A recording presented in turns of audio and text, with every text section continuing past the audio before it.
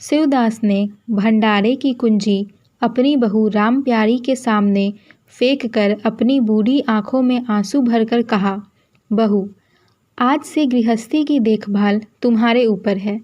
मेरा सुख भगवान से नहीं देखा गया, नहीं तो क्या जवान बेटे को यूं छीन लेते। उसका काम करने वाला कोई तो चाहिए। एक हल तोड़ दूं तो गुजारा न होगा। मेरे ही कुकर्म से भगवान का यह कोप आया है और मैं ही अपने माथे पर उसे लूँगा। बिरजू का हल अब से मैं ही संभालूँगा। अब घर की देख रेख करने वाला, धरने उठाने वाला तुम्हारे सिवा दूसरा कौन है। रो मत बेटा, भगवान की जो इच्छा थी वह हुआ और जो इच्छा होगी वह होगा। राम प्यारी और राम दुलारी दो सगी बहनें थीं। दोनों का विवाह मथुरा और बिरजू दो सगे भाइयों से हुआ। दोनों बहनें नैहर की तरह ससुराल में भी प्रेम और आनंद से रहने लगी। शिवदास को पेंशन मिली। दिन भर द्वार पर गपशप करते, भरा पूरा परिवार देखकर प्रसन्न होते और अधिकतर धर्म चर्चा में लगे रहते थे। लेकिन दैवगति से बड़ा लड़का बिरजू बीमार पड़ा और आज उसे मरे हुए 15 दिन बीत गए।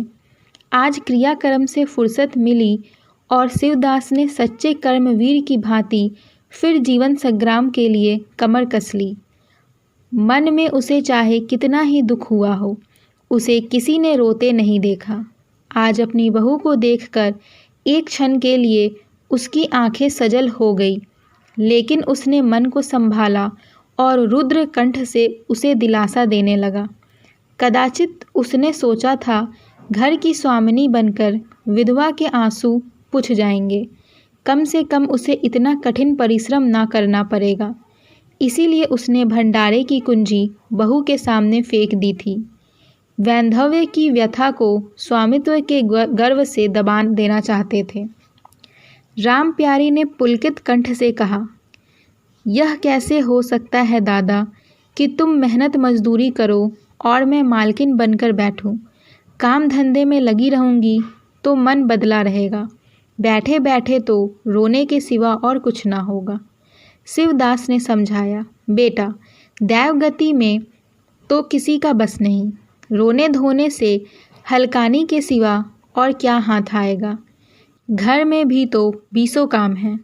कोई साधु संत आ जाए, कोई पाहुना आ जाए तो उनके सेवा सत्कार के लिए किसी को घर पर रहना ही पड़ेगा। बहू ने बहुत से हीले किए पर शिवदास ने एक ना सुनी। शिवदास के बाहर चले जाने पर राम प्यारी ने कुंजी उठाई तो उसे मन में अपूर्व गौरव और उत्तरदायित्व का अनुभव हुआ। जरा देर के लिए पति वियोग का दुख उसे भूल गया। उसकी छोटी बहन और देवर दोनों काम करने गए हुए थे। शिवदास बाहर था। घर बिल्कुल खाली था। इस वक्त वह निश्चिंत होकर भंडारे को खोल सकती थी। उसमें क्या क्या सामान है, क्या क्या विभूति है, यह देखने के लिए उसका मन ललायित हो उठा। इस घर में वह कभी न आई थी। जब कभी किसी को कुछ देना या किसी से कुछ लेना होता था, तभी शिवदास आकर इस कोठरी को खोला करता था। फिर उसे बंद कर कर वह ताला अपनी कमर में कस लेता था। राम प्यारी कभी कभी द्वार की दरारों से भीतर झांकती थी, पर अंधेरे में कुछ न दिखाई देता। सारे घर के लिए वह कोठरी तिलिस्म या रहस्य था, जिसके विषय में भांति भांति की कल्पनाएं होती रहती थी। आज राम प्यारी को वह रहस्य खोलकर देखने का अवसर मिल गया। उसने बाहर का द्वार बंद कर दिया कि कोई उसे भंडारे खोलते ना देख ले, नहीं तो सोचेगा बेजरूरत उसने क्यों खोला। तब आकर कांपते हुए हाथों से ताला खोला। उसकी छाती धड़क रही थी कि कोई द्वार ना खटखटाने लगे। अंदर पांव रखा तो उसे कुछ उसी प्रकार का, लेकिन उससे कई तीव्र आनंद हुआ जो उसे अपने गहने कपड़े की पिटारी को खोलते वक्त होता है। मटकों में गुड़, शक्कर, गेहूं, जौ आदि चीज़ें रखी हुई थी। एक किनारे बड़े बड़े बर्तन धरे थे जो शादी ब्याह के अवसर पर निकाले जाते थे या मांगने पर दिए जाते थे। एक आले पर मालगुजारी की रसीदें और लेन देन के पुर्जे बंधे हुए रखे थे। कोठरी में एक विभूति सी छाई थी, मानो लक्ष्मी अज्ञात रूप से विराज रही हो।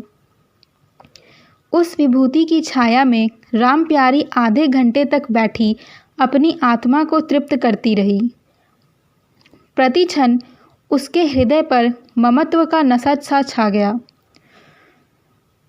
जब वह उस कोठरी से निकली तो उसके मन के संस्कार बदल गए थे, मानो किसी ने उस पर मंत्र डाल दिया हो। उसी समय द्वार पर किसी ने आवाज़ दी। उसने तुरंत भंडारे का द्वार बंद किया और जाकर दरवाज़ा खोल दिया। देखा तो पड़ोसिन झुनिया खड़ी है और 1 रुपया उधार मांग रही है। राम प्यारी ने रुखाई से कहा, अभी तो 1 पैसा घर में नहीं है जीजी, क्रियाक्रम में सब खर्च हो गया। झुनिया चकरा गई। चौधरी के घर में इस समय 1 रुपया भी नहीं है। यह विश्वास करने की बात न थी। जिसके यहाँ सैकड़ों का लेन देन है, वह सब कुछ क्रियाक्रम में नहीं खर्च कर सकता। अगर शिवदास ने बहाना किया होता तो उसे आश्चर्य न होता। राम प्यारी तो अपने सरल स्वभाव के लिए गांव में मशहूर थी। अक्सर शिवदास की आंखें बचाकर पड़ोसियों को इच्छित वस्तुएं दे दिया करती थी। अभी कल ही उसने जानकी को सेर भर दूध दिया था। यहाँ तक कि अपने गहने तक मांगे दे देती थी। कृपन शिवदास के घर में ऐसी सखरज बहू का आना गांव वाले अपना सौभाग्य की बात समझते थे। झुनिया ने चकित होकर कहा, ऐसा ना कहो जीजी, बड़े गाढ़े में पड़कर आई हूँ। नहीं तो तुम जानती हो मेरी आदत ऐसी नहीं है। बाकी का 1 रुपया देना है। प्यादा द्वार पर खड़ा बकझक कर रहा है। रुपया दे दो तो किसी तरह यह विपत्ति टले। मैं आज के 8वें दिन आकर दे जाऊंगी। गांव में और कौन घर है जहां मांगने जाऊं। प्यारी टस से मस ना हुई।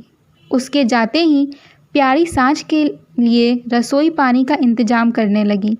पहले चावल दाल बिनना अपाढ़ लगता था और रसोई में जाना तो सूली पर चढ़ने से कम न था। कुछ देर बहनों में झाँव झाँव होती, तब शिवदास आकर कहते, क्या आज रसोई ना बनेगी? तो 2 में से 1 उठती और मोटे मोटे टिक्कर लगाकर रख देती, मानो बैलों का रातिब हो। आज प्यारी तन मन से रसोई का प्रबंध कर रही थी। अब वह घर की स्वामिनी है। तब उसने बाहर निकलकर देखा, कितना कूड़ा करकट पड़ा हुआ है। बुढ़ऊ दिन भर मक्खी मारा करते हैं। इतना भी नहीं होता कि जरा झाड़ू ही लगा दें। अब क्या इनसे इतना भी ना होगा? द्वार चिकना होना चाहिए कि देखकर आदमी का मन प्रसन्न हो जाए, यह नहीं कि उबकाई आने लगे। अभी कह दूं तो तिनक उठे। अच्छा, मुन्नी नाद से अलग क्यों खड़ी है? उसने मुन्नी के पास जाकर नाद में झांका। दुर्गंध आ रही थी। मालूम होता है महीनों से पानी ही नहीं बदला गया। इस तरह तो गाय रह चुकी। अपना पेट भर लिया, छुट्टी हुई, और किसी से क्या मतलब। हाँ, दूध सबको अच्छा लगता है। दादा द्वार पर बैठे चिलम पी रहे हैं, मगर इतना नहीं होता कि 4 घड़ा पानी नाद में डाल दें। मजदूर रखा है, वह भी 3 कौड़ी का। खाने को 1.5 सेर काम करते नानी मरती है। आज आता है तो पूछती हूँ, नाद में पानी क्यों नहीं बदला? रहना हो रहे या जाए, आदमी बहुत मिलेंगे। चारों ओर तो लोग मारे मारे फिर रहे हैं। आखिर उससे न रहा गया। घड़ा उठाकर पानी लाने चली। शिवदास ने पुकारा, पानी क्या होगा बहू, इसमें पानी भरा हुआ है। प्यारी ने कहा, नाद का पानी सड़ गया है।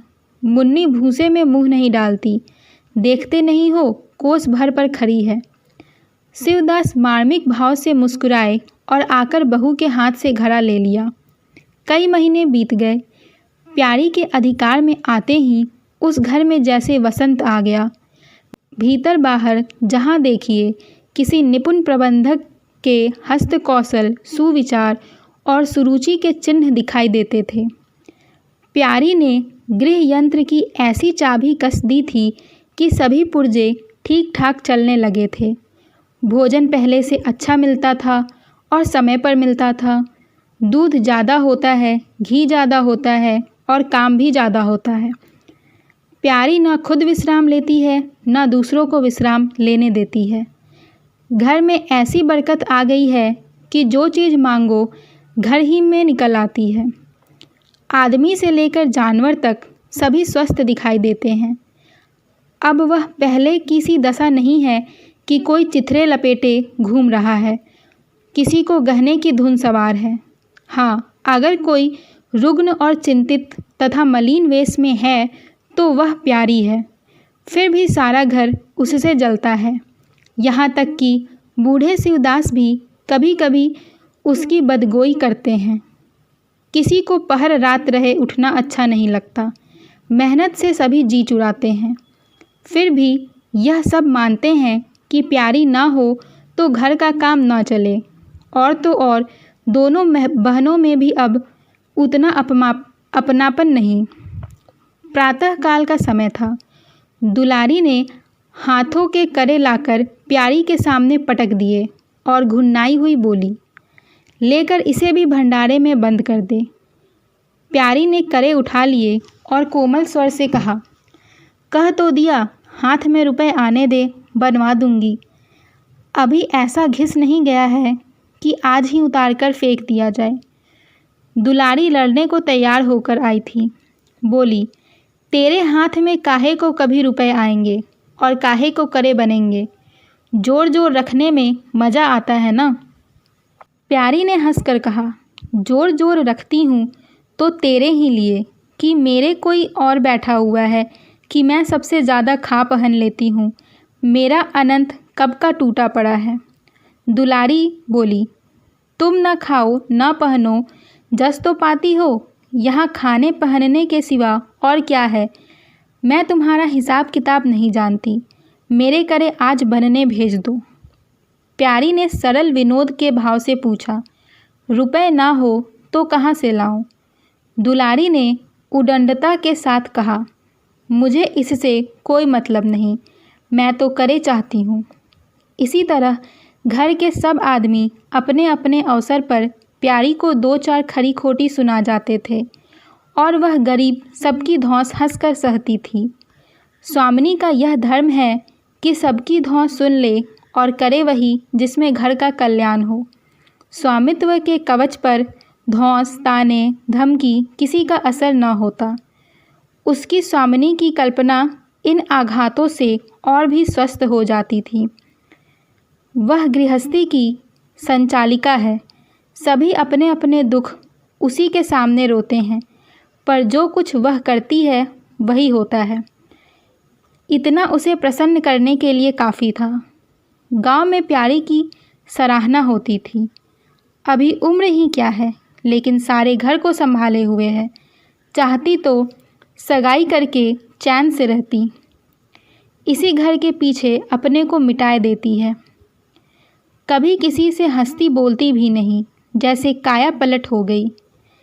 कई दिन बाद दुलारी के करे बनकर आ गए। प्यारी खुद सुनार के घर दौड़ दौड़ गई थी। संध्या हो गई थी। दुलारी और मथुरा हाट से लौटे। प्यारी ने नए करे दुलारी को दिए। दुलारी निहाल हो गई। चटपट करे पहने और दौड़ी हुई बरौठे में जाकर मथुरा को दिखाने लगी। प्यारी बरौठे के द्वार पर छिपी खड़ी यह दृश्य देखने लगी। उसकी आंखें सजल हो गई। दुलारी उससे कुल 3 ही साल छोटी थी, पर दोनों में कितना अंतर है। उसकी आंखें मानो इस दृश्य पर जम गई। दंपत्ति का वह सरल आनंद, उनका प्रेमालिंगन, उनकी मुग्ध मुद्रा प्यारी सी टकटकी सी बंध गई। यहाँ तक कि दीपक के धुंधले प्रकाश में भी वे दोनों उसकी नज़रों से गायब हो गए और अपने ही अतीत जीवन का एक लीला उसके सामने बार बार नए रूप में आने लगा। सहसा शिवदास ने पुकारा, बड़ी बहू 1 पैसा दो, तम्बाकू मंगवाऊं। प्यारी की समाधि टूट गई। आंसू पोंछती हुई भंडारे में पैसे लेने गई। एक एक करके प्यारी के गहने उसके हाथ से निकलते जाते थे। वह चाहती थी मेरा घर गांव में सबसे संपन्न समझा जाए और इस महत्वाकांक्षा का मूल्य देना पड़ता था। कभी घर की मरम्मत के लिए और कभी बैलों की नई गोई खरीदने के लिए, कभी नातेदारों के व्यवहारों के लिए, कभी बीमारों की दवा दारू के लिए रुपए की ज़रूरत पड़ती रहती थी। और जब बहुत कतर ब्योत करने पर भी काम न चलता था तो वह अपनी कोई ना कोई चीज़ निकाल देती थी और चीज़ एक बार हाथ से निकलकर फिर न लौटती थी। वह चाहती तो इनमें से कितने ही खर्चों को टाल जाती, पर जहाँ इज्जत की बात आ पड़ती थी वह दिल खोल कर खर्चा करती थी। अगर गांव में हेटी हो जाए तो क्या बात रही, लोग उसी का नाम तो धरेंगे। दुलारी के पास भी गहने थे। दो एक चीज़ें मथुरा के पास भी थी, लेकिन प्यारी उनकी चीज़ें न छूती। उनके खाने पहनने के दिन हैं, वे इस जंजाल में क्यों फंसे। दुलारी को लड़का हुआ तो प्यारी ने धूमधाम से जन्मोत्सव मनाने का प्रस्ताव किया। शिवदास ने विरोध किया। क्या फ़ायदा, जब भगवान की दया से सगाई ब्याह के दिन आएंगे तो धूमधाम से कर लेना। प्यारी का हौसलों से भरा दिल भला क्यों मानता। बोली, कैसी बात कहते हो दादा, पहलौठे लड़के के लिए भी धूमधाम ना हुई तो कब होगा। मन तो नहीं मानता, फिर दुनिया क्या कहेगी। नाम बड़े दर्शन थोड़े। मैं तुमसे कुछ नहीं मांगती, अपना सारा सरंजाम कर लूँगी, गहनों के माथे जाएंगी। और क्या, शिवदास ने चिंतित होकर कहा। इस तरह एक दिन धागा भी ना बचेगा। कितना समझाया बेटा, भाई भौजाई किसी के नहीं होते।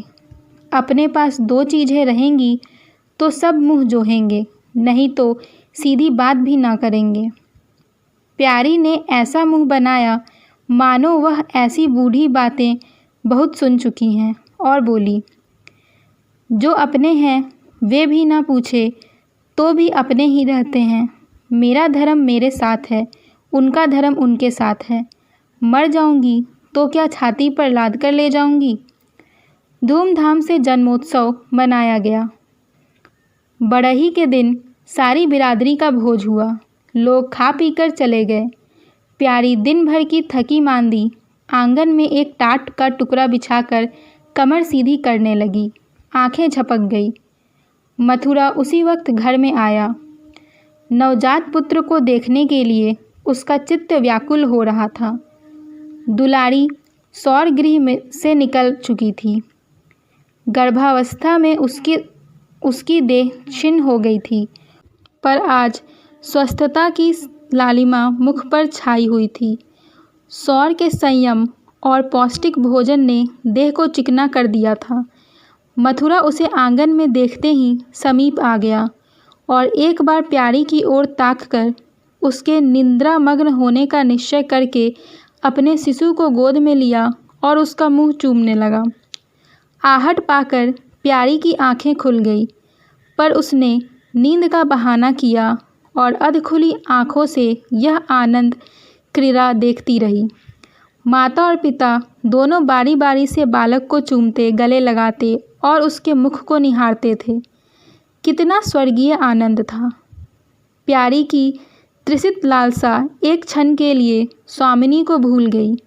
जैसे लगाम से मुखबंद बोझ से लदा हुआ हाँकने वाले के चाबुक से पीड़ित दौड़ते दौड़ते बेदम तुरंग हिनहिनाने की आवाज़ सुनकर कनौतियाँ खड़ी कर लेता है और परिस्थिति को भूलकर एक दबी हुई हिनहिनाहट से उसका जवाब देता है। कुछ वही दशा प्यारी की हुई।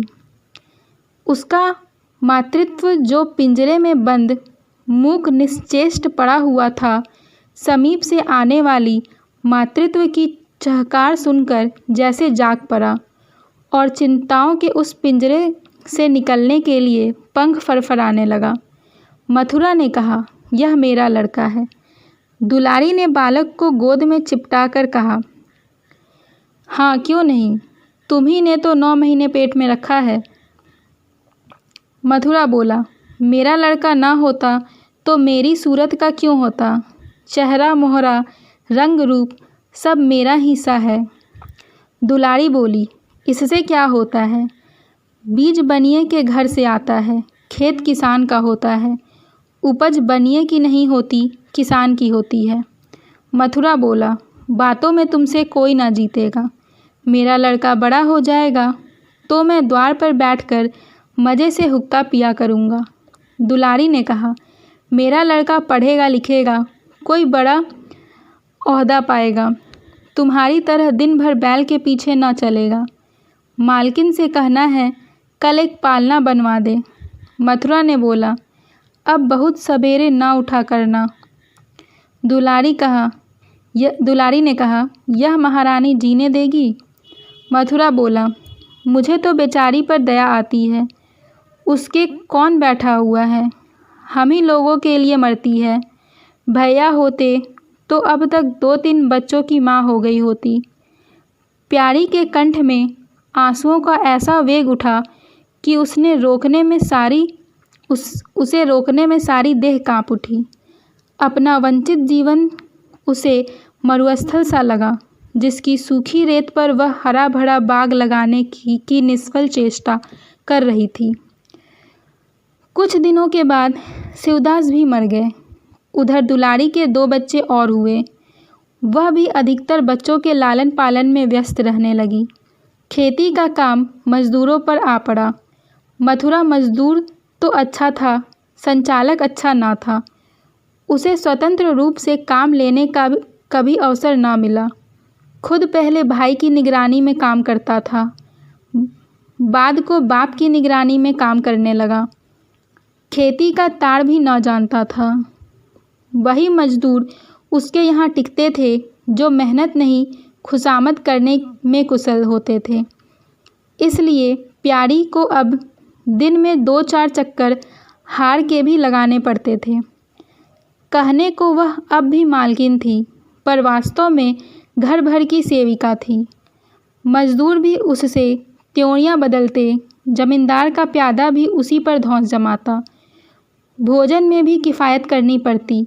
लड़कों को तो जितनी बार मांगे उतनी बार कुछ ना कुछ चाहिए। दुलारी तो लड़कौड़ी थी, उसे भरपूर भोजन चाहिए। मथुरा घर का सरदार था, उसके इस अधिकार को कौन छीन सकता था। मजदूर भला क्यों रियायत करने लगे थे। सारी कसर प्यारी पर निकलती थी। वही एक फालतू चीज़ थी। अगर आधा पेट खाए तो किसी को हानि न हो सकती थी। 30 वर्ष की अवस्था में उसके बाल पक गए, कमर झुक गई, आँखों की जोत कम हो गई, मगर वह प्रसन्न थी। स्वामित्व का गौरव इन सारे जख्मों पर मरहम का काम करता था। एक दिन मथुरा ने कहा, भाभी, अब तो कहीं परदेश जाने का जी होता है। यहाँ तो कमाई में बरकत नहीं, किसी तरह पेट की रोटी चल जाती है, वह भी रो धोकर। कई आदमी पूरब से आए हैं, वे कहते हैं वहाँ 2-3 रुपए रोज़ की मजदूरी हो जाती है। 4-5 साल भी रह गया तो माला माल हो जाऊँगा। अब आगे लड़के बाले हुए, इनके लिए कुछ तो करना ही चाहिए। दुलारी ने समर्थन किया, हाथ में 4 पैसे होंगे, लड़कों को पढ़ाएंगे लिखाएंगे। हमारी तो किसी तरह कट गई, लड़कों को तो आदमी बनाना है। प्यारी यह प्रस्ताव सुनकर अवाक रह गई, उनका मुंह ताकने लगी। इसके पहले इस तरह की बातचीत कभी ना हुई थी। यह धुन कैसे सवार हो गई, उसे संदेह हुआ। शायद मेरे कारण यह भावना उत्पन्न हुई है। वह बोली, मैं तो जाने को न कहूँगी, आगे जैसी इच्छा हो। लड़कों को पढ़ाने लिखाने के लिए यहाँ भी तो मदरसा है। फिर क्या नित्य यही दिन बने रहेंगे। 2-3 साल भी खेती बन गई तो सब कुछ हो जाएगा। मथुरा ने कहा, इतने दिन खेती करते हो गए, जब अब तक ना बनी तो अब क्या बन पाएगी। इस तरह एक दिन चल देंगे, मन की मन में रह जाएगी। फिर अब पौरुख भी तो थक रहा है, यह खेती कौन संभालेगा। लड़कों को मैं चक्की में जोतकर उनकी ज़िंदगी नहीं खराब करना चाहता। प्यारी ने आंखों में आंसू लाकर कहा, भैया, घर पर जब तक आधी मिले साड़ी के लिए न धावना चाहिए। अगर मेरी ओर से कोई बात हो तो अपना घर बार अपने हाथ में करो। मुझे एक टुकड़ा दे देना, पड़ी रहूँगी। मथुरा ने बोला, भाभी, यह तुम क्या कहती हो? तुम्हारे ही संभाले यह घर अब तक चला है, नहीं तो रसातल में चला गया होता। इस गृहस्थी के पीछे तुमने अपने को मिट्टी में मिला दिया, अपनी देह घुला डाली। मैं अंधा नहीं हूँ, सब कुछ समझता हूँ। हम लोगों को जाने दो, भगवान ने चाहा तो घर फिर संभल जाएगा। तुम्हारे लिए हम बराबर खर्च भेजते रहेंगे। प्यारी ने कहा, जो ऐसा ही है तो तुम चले जाओ, बाल बच्चों को कहाँ कहाँ बांधे फिरोगे। दुलारी बोली, यह कैसे हो सकता है बहन? यहाँ देहात में लड़के क्या पढ़ेंगे लिखेंगे? बच्चों के बिना इनका जी भी वहाँ ना लगेगा। दौड़ दौड़ कर घर आएंगे और सारी कमाई रेल खा जाएगी। परदेश में अकेले जितना खर्च होगा उतने में सारा घर आराम से रहेगा। प्यारी बोली, तो मैं ही यहाँ रहकर क्या करूँगी? मुझे भी लेते चलो। दुलारी उसे साथ ले चलने को तैयार न थी। कुछ दिन जीवन का आनंद उठाना चाहती थी। अगर परदेश में भी यह बंधन रहा तो जाने से क्या फ़ायदा। वह बोली, बहन, तुम चलती तो क्या बात थी, लेकिन फिर यहाँ का कारोबार तो चौपट हो जाएगा। तुम तो कुछ ना कुछ देखभाल करती ही रहोगी। प्रस्थान की तिथि के दिन पहले ही राम प्यारी ने रात भर जागकर हलवा और पूरियाँ पकाई। जब से इस घर में आई, कभी एक दिन के लिए अकेले रहने का अवसर नहीं आया। दोनों बहनें सदा साथ रही। आज उस भयंकर अवसर को सामने आते देखकर प्यारी का दिल बैठा जा रहा था। वह देखती थी मथुरा प्रसन्न है, बाल वृंद यात्रा के आनंद में खाना पीना तक भूले हुए हैं। दुलारी तो इस तरह निश्चिंत होकर बैठी थी मानो कोई मेला देखने जा रही है। नई नई चीज़ों को देखने, नई दुनिया में विचरने की उत्सुकता ने उसे क्रिया शून्य सा कर दिया था। प्यारी के सिरे सारा प्रबंध का भार था। धोबी के घर से सब कपड़े आए हैं या नहीं, कौन कौन से बर्तन साथ जाएंगे, सफ़र खर्च के लिए कितने रुपए की ज़रूरत होगी। एक बच्चे को खांसी आ रही थी, दूसरे को कई दिन से दस्त आ रहे थे। उन दोनों की औषधियों को पीसना कूटना आदि सैकड़ों ही काम व्यस्त किए हुए थे। लड़कोरी ना होकर भी वह बच्चों के लालन पोषण में दुलारी से कुशल थी। देखो, बच्चों को बहुत मारना पीटना मत, मारने से बच्चे जिद्दी हो जाते हैं। बच्चों के साथ आदमी को बच्चा बन जाना पड़ता है। जो तुम चाहो कि हम आराम से पड़े रहें और बच्चे चुपचाप बैठे रहें, हाथ पैर न हिलाएं, तो यह हो नहीं सकता। बच्चे तो स्वभाव के चंचल होते ही हैं। उन्हें किसी न किसी काम में फंसाए रखो। ढेले का खिलौना 1000 गुड़कियों से बढ़कर होता है। दुलारी इन उपदेशों को इस तरह बेमन होकर सुनती थी मानो कोई सनक कर बक रहा हो। विदाई का दिन प्यारी के लिए परीक्षा का दिन था। उसके जी में आता था कहीं चली जाए जिसमें वह दृश्य ना देखना पड़े। वह दिन भर घर में अकेली पड़े रहेगी, किससे हंसेगी बोलेगी, यह सोचकर उसका हृदय कांप जाता था। ज्यों-ज्यों समय निकट आता था उसकी वृत्तियाँ शिथिल हो जाती थी। वह कोई काम करते करते जैसे खो जाती थी और अपलक नेत्रों से किसी वस्तु को ताकने लगती। कभी अवसर पाकर एकांत में जाकर थोड़ा रो लेती थी। मन को समझा रही थी, यह लोग अपने होते तो क्या इस तरह चले जाते? यह तो मानने का नाता है, किसी पर कोई ज़बरदस्ती है। दूसरों के लिए कितना ही मरो तो भी अपने नहीं होते। पानी तेल में कितना ही मिले फिर भी अलग ही रहेगा। बच्चे नए नए कुर्ते पहने नवाब बने घूम रहे थे। प्यारी उन्हें प्यार करने के लिए गोद में लेना चाहती तो रोने का सा मुंह बनाकर छुरा कर भाग जाते। वह क्या जानती थी कि ऐसे अवसर पर बहुधा अपने बच्चे भी निष्ठुर हो जाते हैं। 10 बजते बजते द्वार पर बैलगाड़ी आ गई। लड़के पहले ही से उस पर जा बैठे। गांव के कितने स्त्री पुरुष मिलने आए। प्यारी को इस समय उनका आना बुरा लग रहा था। वह दुलारी से थोड़ी देर एकांत गले मिलकर रोना चाहती थी। मथुरा से हाथ जोड़कर कहना चाहती थी, मेरी खोज खबर लेते रहना, तुम्हारे सिवा मेरा संसार में कौन है। लेकिन इस भीड़ भाड़ में उसको इन बातों का मौका ना मिला। मथुरा और दुलारी दोनों गाड़ी में जा बैठे और प्यारी द्वार पर रोती खड़ी रह गई। वह इतनी विह्वल थी कि गांव के बाहर तक पहुंचाने की भी उसे सुधि ना रही। कई दिन तक प्यारी मूर्छित सी पड़ी रही। न घर से निकली, न चूल्हा जलाया, न हाथ मुंह धोया। उसका हलवाहा जोखू बार बार आकर कहता, मालकिन उठो, मुंह हाथ धो लो, कुछ खाओ पियो। कब तक इस तरह पड़ी रहोगी।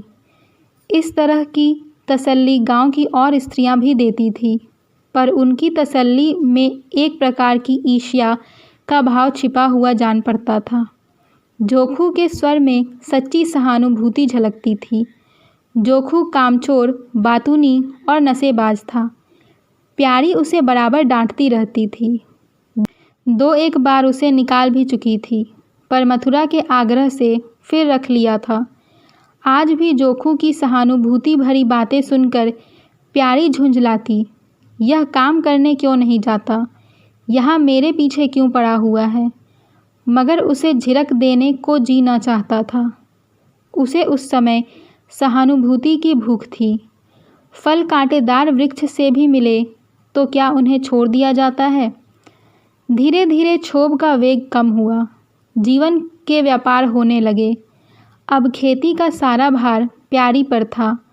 लोगों ने सलाह दी, एक हल तोड़ दो और खेतों को उठा दो, पर प्यारी का गर्व यों ढोल बजाकर अपनी पराजय स्वीकार न करना चाहता था। सारे काम पूर्ववत चलने लगे। उधर मथुरा के चिट्ठी पत्री न भेजने से उसके अभिमान को और भी उत्तेजना मिली।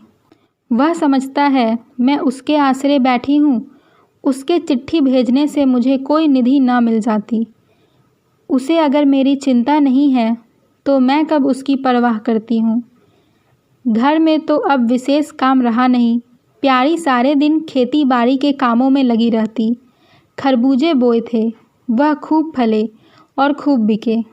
पहले सारा दूध घर में खर्च हो जाता था, अब बिकने लगा। प्यारी की मनोवृत्तियों में भी एक विचित्र परिवर्तन आ गया। वह अब साफ कपड़े पहनती, मांग चोटी की ओर से भी उतनी उदासीन न थी। आभूषणों में भी रुचि हुई। रुपए हाथ में आते ही उसने अपने गिरवी गहने छुड़ाए और भोजन भी संयम से करने लगी। सागर पहले खेतों को सींचकर खुद खाली हो जाता था, अब निकास की नालियां बंद हो गई थी।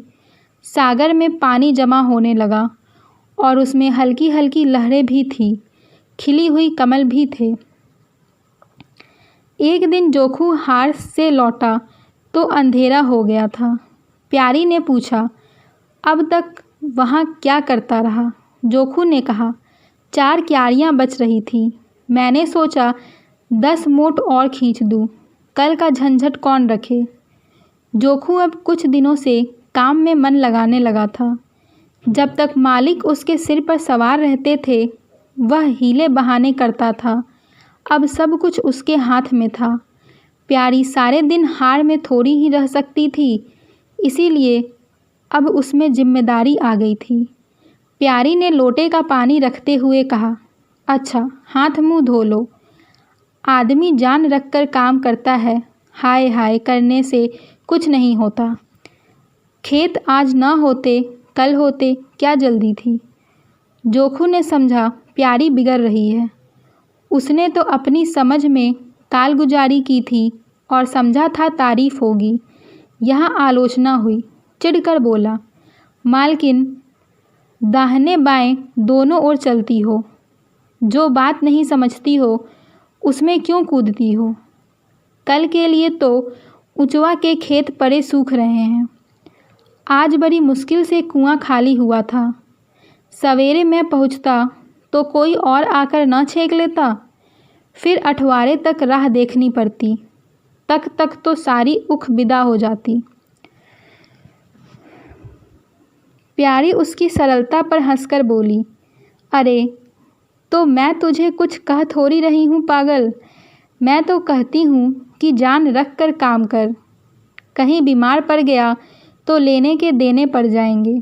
जोखू ने कहा, कौन बीमार पड़ जाएगा? मैं 20 साल में कभी सिर तक तो दुखा नहीं, आगे की नहीं जानता। कहो रात भर काम करता रहूं। प्यारी ने कहा, मैं क्या जानूं, तुम ही अंतरे दिन बैठे रहते हो और पूछा जाता था तो कहते थे जुड़ आ गया था, पेट में दर्द था।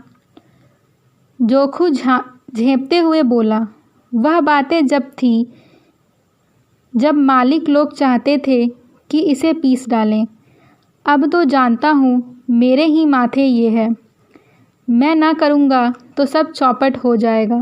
प्यारी ने कहा, मैं क्या देखभाल नहीं करती? जोखू बोला, तुम बहुत करोगी, 2 बेर चली जाओगी। सारे दिन तुम वहाँ बैठी नहीं रह सकती। प्यारी को उसके निष्कपट व्यवहार ने मुग्ध कर दिया। वह बोली, तो इतनी रात गए चूल्हा जलाओगे? कोई सगाई क्यों नहीं कर लेते? जोखू ने मुंह धोते हुए कहा, तुम भी खूब कहती हो मालकिन। अपने पेट भर को तो होता नहीं सगाई कर लूँ। 1.25 सेर खाता हूँ, 1 जून पूरा 1.25 सेर। 2 जून के लिए तो 2 सेर चाहिए। प्यारी ने कहा, अच्छा आज मेरी रसोई में खाओ, देखूं कितना खाते हो। जोखू ने पुलकित होकर कहा, नहीं मालकिन, तुम बनाते बनाते थक जाओगी। हाँ, आध सेर के 2 रोटी बनाकर खिला दो तो खा लूँ। मैं तो यही करता हूँ, बस आटा सान कर 2 लिट बनाता हूँ और उपले पर सेक लेता हूँ। कभी मठे से, कभी नमक से, कभी प्याज से खा लेता हूँ और आकर पड़ जाता हूँ। प्यारी ने कहा, मैं तुम्हें आज फुलके खिलाऊंगी। जोखू बोला, तब तो सारी रात खाते ही बीत जाएगी। प्यारी ने कहा, बको मत, चटपट आकर बैठ जाओ। जोखू ने कहा, जरा बैलों को सानी पानी देता आऊं तो बैठूं। जोखू और प्यारी में ठनी हुई थी। प्यारी ने कहा, मैं कहती हूँ धान रोपने की कोई ज़रूरत नहीं। झड़ी लग जाए तो खेत डूब जाएगी। बरखा बंद हो जाए तो खेत सूख जाए। ज्वार बाजरा सन अरहर सब तो है, धान न सही। जोखू ने अपने विशाल कंधे पर फावड़ा रखते हुए कहा, जब सबका होगा तो मेरा भी होगा। सबका डूब जाएगा तो मेरा भी डूब जाएगा। मैं क्यों किसी से पीछे रहूं? बाबा के ज़माने में 5 बीघा से कम नहीं रोपा जाता था। बिरजू भैया ने उसमें 1-2 बीघे और बढ़ा दिए थे। मथुरा ने भी थोड़ा बहुत हर साल रोपा, तो मैं क्या सबसे गया बीता हूँ? मैं 5 बीघे से कम ना लगाऊंगा। तब घर में 2 जवान काम करने वाले थे। मैं अकेला उन दोनों के बराबर खाता हूँ। दोनों के बराबर काम क्यों ना करूँगा? चल झूठा कहीं का। कहते थे 2 सेर खाता हूँ, 4 सेर खाता हूँ, आध सेर में रह गए। एक दिन तौलो तब मालूम हो। तौला है, बड़े खाने वाले। मैं कहे देती हूँ, धान न रोपो, मजदूर मिलेंगे नहीं, अकेले हलकान होना पड़ेगा। तुम्हारी बला से मैं ही हलकान हूँगा ना, यह देह किस दिन काम आएगी।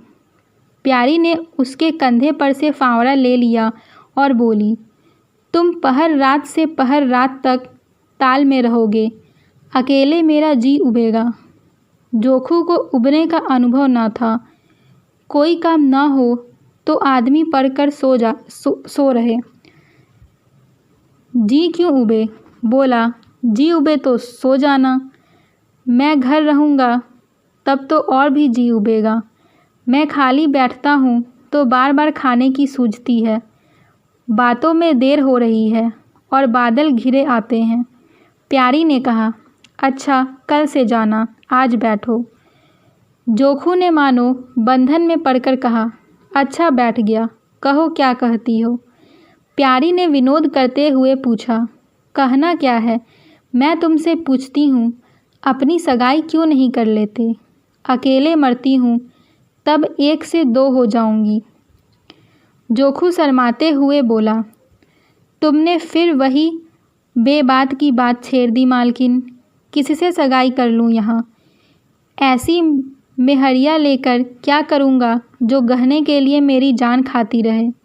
प्यारी ने कहा, यह तो तुमने बड़ी कड़ी शर्त लगाई। ऐसी औरत कहाँ मिलेगी जो गहने भी ना चाहे। जोखू ने कहा, यह मैं थोड़े ही कहता हूँ कि वह गहने ना चाहे, हाँ मेरी जान ना खाए।